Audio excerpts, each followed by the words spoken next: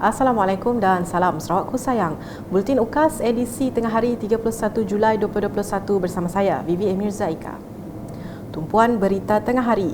Yang di-Pertuan Agong Al-Sultan Abdullah Riayatuddin Al-Mustafa Billah Shah Ibni Almarhum Sultan Haji Ahmad Shah Al-Musta'in Billah memperkenan proklamasi darurat di Sarawak diteruskan sehingga 2 Februari 2022. Dalam Warta Kerajaan Persekutuan diterbitkan pada 30 Julai 2021, Baginda menitahkan proklamasi darurat Sarawak itu diisytiharkan bagi mengelak wabak COVID-19 terus merebak.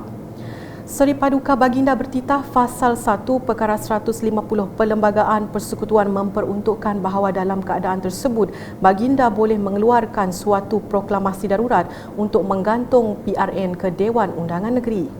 Susulan itu, pilihan raya negeri PRN Sarawak akan ditangguhkan sehingga proklamasi darurat itu tamat.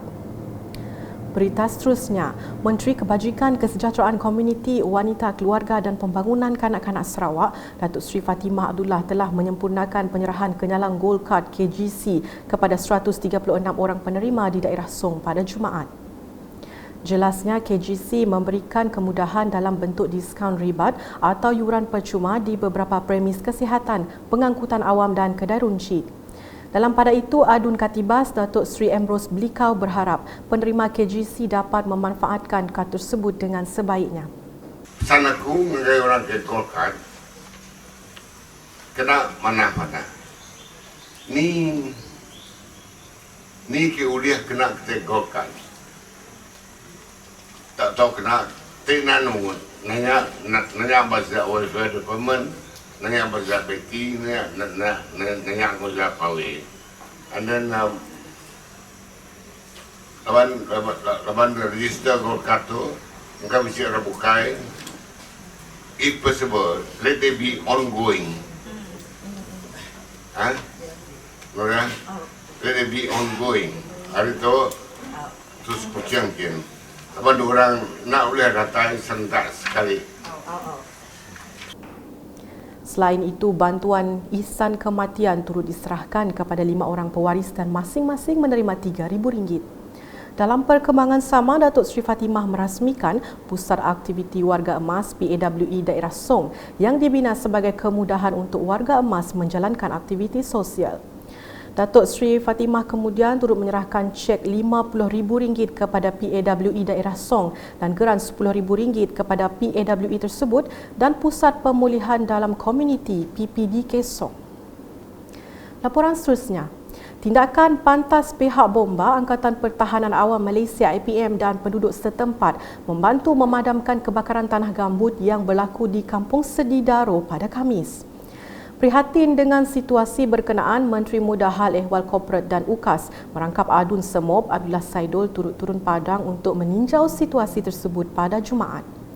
Menurut Abdullah, walaupun kebakaran telah reda, namun pemantauan perlu dilakukan secara berterusan kerana bimbang masih ada api yang aktif dalam tanah gambut berkenaan.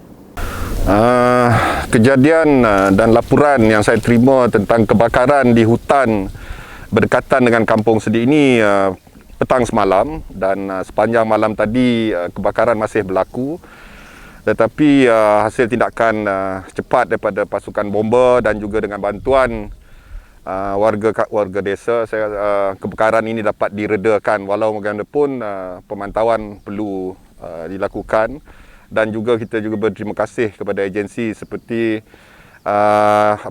APM yang hadir sejak pagi tadi membantu memadamkan api. Walaupun keadaan apinya belum nampak, tapi keadaan tanah gambut ini menjadi kerisauan. Mungkin masih ada lagi api yang aktif. Menjelas kepada UKAS, beliau menggesa penduduk kampung untuk tidak lagi melakukan pembakaran terbuka yang boleh mengundang kejadian sama berulang. Katanya masalah tekanan air rendah di kawasan itu juga menjejaskan usaha untuk memadam kebakaran itu dengan segera. Dan juga satu isu di sini ialah walaupun bomba telah datang, pasukan bomba daripada Tanjung Manis dan Daru datang, tetapi tekanan air tidak berapa menyokong usaha kerja mereka dalam usaha memadam api ini. Sudah tentu dalam keadaan cuaca yang sejak akhir ini keadaan panas, saya jangka bukan hanya akan berlaku di kawasan ini saja, saya yakin mungkin daerah-daerah lain akan mengalami masalah yang sama. Jadi saya harap semua warga desa, terutama sekali di kawasan yang dikelilingi oleh kebun, supaya jangan membuat pembakaran terbuka. Kalau ada pun pembakaran, sila pantau kebakaran itu walaupun kelihatannya kecil, tetapi akhirnya saya rasa tidak kurang daripada mungkin 40-30 ekar terjejas dengan kebakaran ini. Dalam tinjauan itu, Abdullah turut menyampaikan sumbangan kepada Ketua Kaum Kampung Sedi bagi menyediakan makan dan minum petugas yang memadam kebakaran berkenaan dan untuk membeli petrol untuk enjin pam yang digunakan. Sementara itu, Pegawai APM Daro Muhammad Najib Mohidin berkata pihaknya menerima panggilan sekitar jam 5 petang pada Khamis dan telah mengerahkan 5 anggota untuk membantu operasi pemadaman. Kami daripada Angkatan Pertahanan Awam Daerah Daro telah menerima panggilan kecemasan pada lebih kurang pukul 5 petang semalam, di mana terdapat kawasan di Kampung Sedi yang telah mengalami kebakaran hutan tanah gambut. Jadi seramai 1 kali logistik, navara dan 3 enjin pam digunakan sepanjang pengoperasian bagi memadam kawasan kebakaran ini. Jadi dari pihak APM Daro, kita seramai 5 orang anggota telah dikerahkan bagi membantu memadam kawasan kebakaran di kampung inilah. Setakat ini keadaan masih terkawal dan cuma kerisauan kita apabila kekurangan logistik untuk memadam kebakaran tanah gambut, di mana kebakaran dia telah memakan kedalaman 1,5 meter masuk ke dalam tanah. Berikut pula mengenai program outreach vaksinasi COVID-19 yang dijalankan di Rumah Rebi dan Rumah Maras Tumbin pada Khamis. Program kali ini memfokuskan pemberian vaksin kepada penduduk yang dikenakan Perintah Kawalan Pergerakan diperketatkan PKPD di daerah Sri Aman sebelum ini. Seramai 77 individu telah berjaya melengkapkan dos kedua vaksin pada hari tersebut. Keutamaan juga diberikan kepada individu yang mempunyai kesukaran untuk ke pusat pemberian vaksin PPV awam seperti golongan warga emas dan orang kelainan upaya OKU. Program vaksinasi tersebut berjalan lancar dengan pematuhan prosedur operasi standard SOP di samping kerjasama baik antara petugas kesihatan dan penerima vaksin yang hadir mempercepatkan lagi perjalanan program. Manakala di Sibu, dengan operasi pusat pemberian vaksin, PPV bas bergerak telah bermula di Sekolah Jenis Kebangsaan Cina SJK Tai Kwang bagi pemberian suntikan vaksin dos pertama menerusi kaedah walk-in pada Khamis. Program vaksinasi tersebut yang juga dikenali sebagai Mopping Up mensasarkan seramai 200 orang penerima melibatkan penduduk setempat di sekitar Jalan Sukun, pekerja tempatan dan asing daripada industri kilang berhampiran. Dalam pada itu, Senator Robert Lau Hui Hiu memberitahu operasi PPV bas bergerak ini dijalankan selama 2 hari dan penerima yang hadir diperlukan untuk membawa kad pengenalan bagi proses pendaftaran. Jelasnya bagi yang lahir pada tahun 2003 pada akhir tahun boleh datang mendapatkan vaksin dan perlu ditemani ibu bapa atau penjaga, manakala mereka yang belum mendapatkan suntikan vaksin disarankan untuk hadir juga.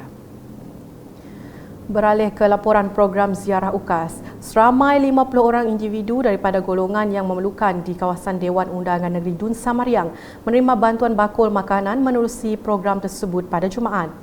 Objektif program adalah untuk menyantuni golongan yang terkesan akibat pandemik COVID-19 dengan penerima dipilih berdasarkan senarai nama yang dinilai layak oleh setiap pengerusi jawatan kuasa kemajuan dan keselamatan kampung JKKK yang terlibat. Simbolik penyerahan bantuan bakul makanan telah disempurnakan oleh Timbalan Ketua Cawangan PBB Cawangan Samariang, Datuk Seri Abdul Aziz Hassan. Sementara itu, para penerima bantuan melahirkan rasa syukur dan terima kasih kepada pihak UKAS kerana turut tampil menghulurkan sumbangan bakul makanan. Sementara itu, sebanyak 50 buah rumah panjang yang berdaftar dengan Jawatan Kuasa Pembangunan Puyut Lubuk Nibong menerima sumbangan peralatan kesihatan sumbangan UKAS. Menurut Timbalan Speaker Dewan Undangan Negeri Dun Sarawak yang juga Adun Mulu, Datuk Gerawat Gala, sumbangan ini amat besar ertinya kepada penduduk di rumah panjang. Katanya sumbangan kelengkapan seperti pelitup muka, cecair pembasmi kuman dan pencuci tangan diharap dapat digunakan penduduk untuk mengelakkan mereka dari jangkitan COVID-19.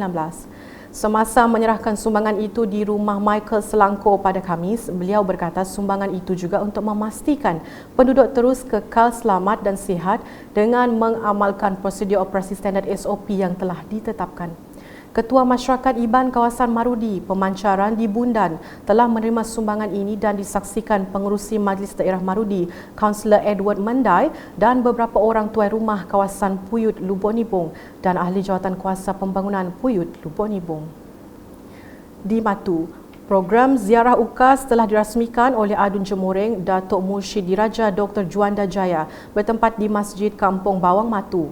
Sumbangan diagihkan kepada 10 penerima untuk kegunaan masjid dan surau di seluruh daerah Matu yang berupa bekalan minuman, pelitup muka dan cecair pembersih tangan sumbangan UKAS. Secara keseluruhannya, program tersebut berjalan lancar dengan pematuhan prosedur operasi standard SOP. Dalam majlis berasingan, Datuk Dr. Juanda turut serta dalam taklimat di Pejabat Daerah Matu Baharu beruan besar berkaitan dengan cadangan kursus yang ditawarkan di Centre of Technical Excellence, CENTEX. Dalam pada itu, jemputan yang hadir diberi peluang mencadangkan kursus yang sesuai untuk dilaksanakan di kawasan ini serta mendapat sambutan yang baik oleh Ketua Masyarakat dan Ketua Kaum KMKK. Selain itu, kampus Sentex berdekatan Mukah menawarkan kursus cari gali minyak gas dan pertanian manakala di Dalat sedang dalam pelaksanaan. Selanjutnya, Jawatan Kuasa Pengurusan Bencana Negeri JPBN Sarawak dalam kenyataan medianya pada Jumaat memaklumkan sebanyak 450 kes positif baharu telah dikesan di 24 daerah di Sarawak, meningkatkan jumlah kumulatifnya kepada 76,243 kes. Daerah-daerah yang dikesan adalah seperti berikut.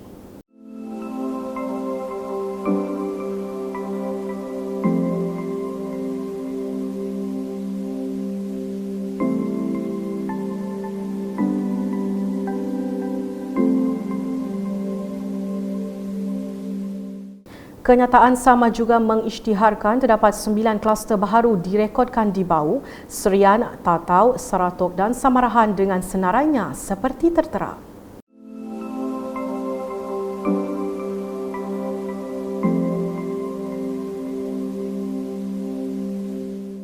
Turut diisytiharkan penamatan 3 kluster iaitu kluster Muara Tabuan Kuching, kluster Jalan Rengas Kuching dan kluster Sungai Gamong Meradung setelah tiada kes baharu dilaporkan dalam tempoh 28 hari. Dalam pada itu, berikut merupakan lokasi yang diputuskan oleh JPBN Sarawak berhubung pengisytiharan, pelanjutan dan penamatan Perintah Kawalan Pergerakan diperketatkan PKPD.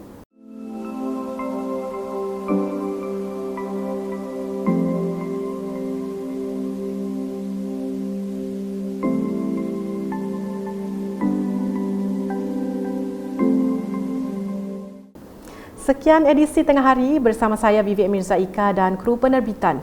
Berita lebih lanjut boleh didapati di semua platform media sosial UKAS termasuk portal ukas.sarawak.gov.my dan pastikan anda subscribe UKAS channel di YouTube. Salam UKAS.